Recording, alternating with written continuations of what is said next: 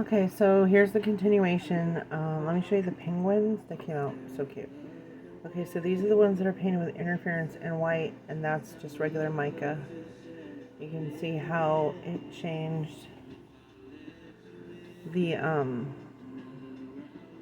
interference to actual colors, but it also altered the colors. But that's our little penguins. I used multiple colors so that you could see. And again, it is known as iridescent as well, depending on the brand that you buy.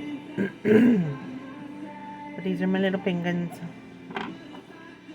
They'll be used as ornaments or dangles. Now, a few of them I accidentally, this one looks like it was in a skiing accident because I accidentally scratched the face. Oops. So, we have a mangled penguin.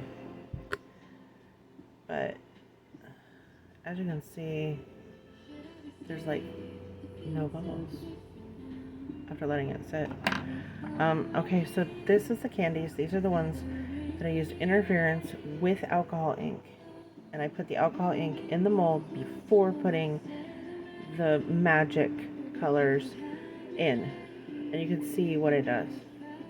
It like adapts.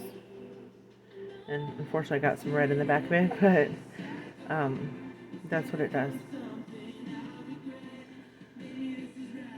It's almost like a chromium, but not really. It gives it kind of a glittery magic feel to it. And this is the red. And this is the alcohol ink with the interference. And this is the purple as well. It's having a hard time adjusting. Okay. I have so much stuff piled here, I think. But that's alcohol ink mixed with interference, and you can see it still kept its sheen because the mold was glossy. It did take a little extra time to set. And then this one is the one that I just poured interference mixed with white. And it gives it a real light color. And none of the green showed. I don't know how about that. Oh, here it is. You can see a hint of the green in this one. But I did paint these with interference, the bows. So it's really hard to see.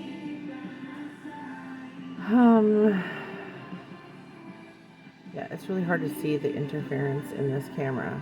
But in person, this glows gold. It shines gold. Okay, and this is the bell that I was just playing around with. And the interference turned these, I had painted these green and it turned it to pink and green. And then you got the little red cherries and the purple tinge, which is normal mica. And this is the I was just playing around with this. I thought it'd be cute. It is cute. Okay. So, if you remember, prior in the video, I'll try to show you as many of these as I can. And you can't, the cameras do not do this justice. Like, I wish that it did. But as you can see, the little balls are more gold. And you can see how the interference reacted with the two different colors of green, making it, like, more featured, I guess. I'm trying to think of the word.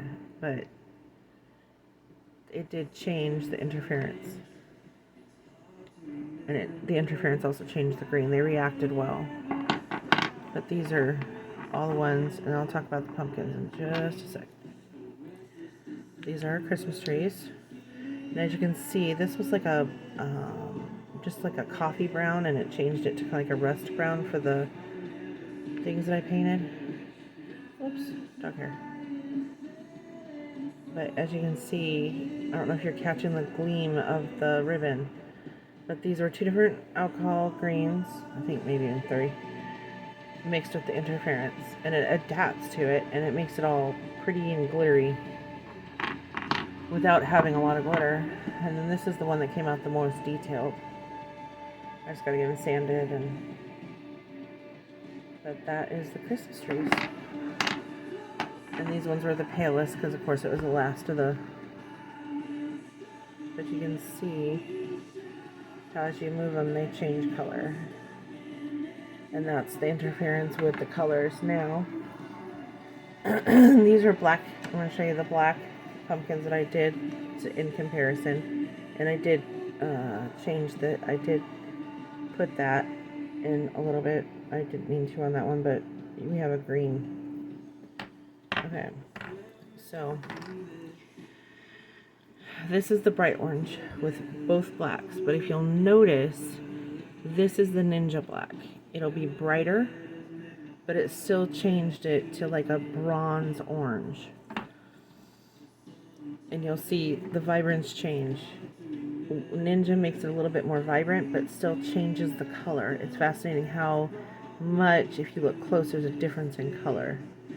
And I painted these really well. This one, I guess I missed kind of a little bit.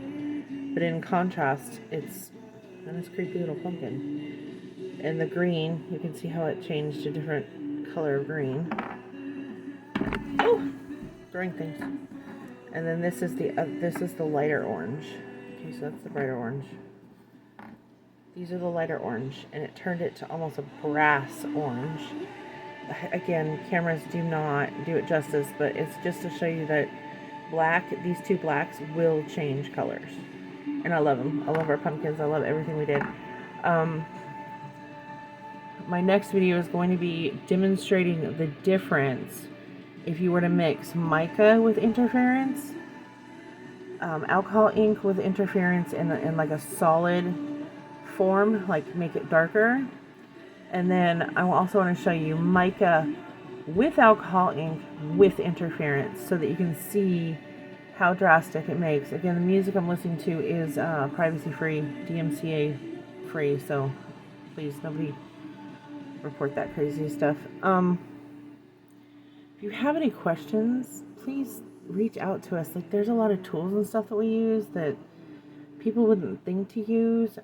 Like, these are one of our favorite stirrers. And you can also use it to go along the molds with this, big molds, and get the bubbles out.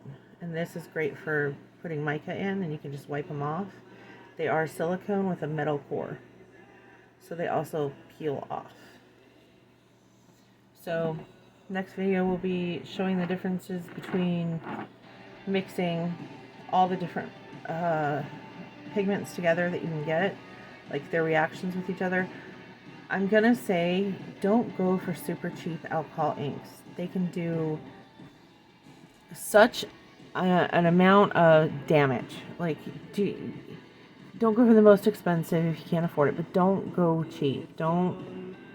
We've had an incident with a very cheap brand of alcohol inks. I don't even remember what it was, but it altered the resin and made it like an eraser. That's also true with glow-in-the-dark pigments. If you add a lot of glow-in-the-dark, then you will end up with kind of a hard to set resin, and we had one finally set after 6 months. We had put so much in it, but we're just really careful with it. Glow-in-the-dark and neon, they tend to make the resin a little softer and a little harder to set. We don't know why. Maybe it has to do with the way it absorbs UV. I don't know.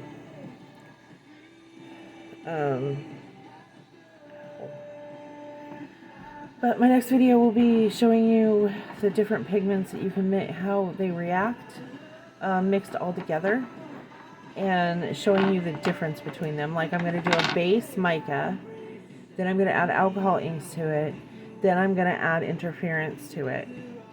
And then I'm also going to teach you a trick for alcohol inks and neon, how to make your own. So we'll see you on the next video, and I'm going to be posting that soon. Thank you.